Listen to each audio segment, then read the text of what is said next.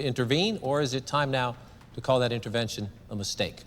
Well, I will answer that question, John, but I'd like to address first something Ms. Dunbar said a few moments ago. America Works is not some stale, old, conservative agenda. You name me one Republican who has suggested using federal funds to guarantee jobs for every American who wants one, and I will eat my hat. This isn't about dismantling government. It is about using the funds... Aren't we supposed to be talking about foreign policy? Yeah, I will. But first, I'd like to correct what you said. Because it's easier to talk about America Works than to defend your indefensible UN mission. Well, at least I have a record to defend, Ms. Dunbar. Speaking of your record, Mr. President, you went on record saying you wouldn't run for president. Well, and yet, John, here you are. it seems that your very thoughtful rules have gone out the window. You have no respect for rules, Mr. President. Take FEMA, for example. Oh, you want to talk about FEMA now instead of foreign policy? I am just following your lead, sir. See what a mess we get into when we follow your brand of leadership?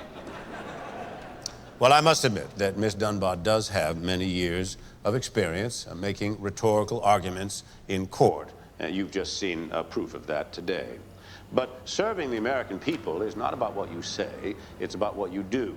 And I would ask, what have you ever done? I have to agree that Ms. Dunbar's lack of experience is a concern. I find it ironic that the president talks about the importance of experience, given the fact that he appointed his wife UN ambassador despite her utter lack of credentials. That's a sexist comment. Excuse me?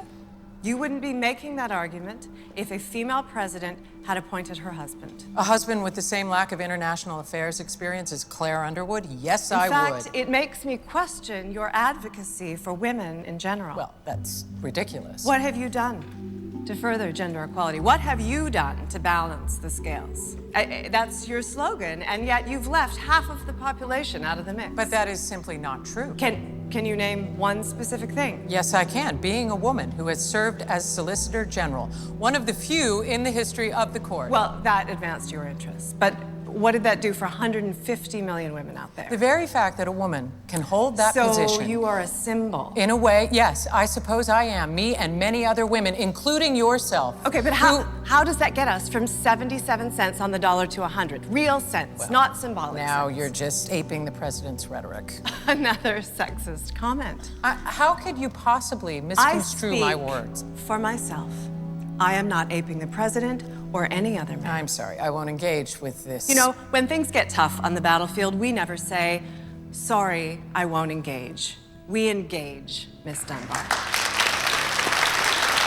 And you need to confront the fact that you do not have women's best interests at heart. John, this is getting out of hand. All right, well, then let's move on to the next question. We are in the foreign policy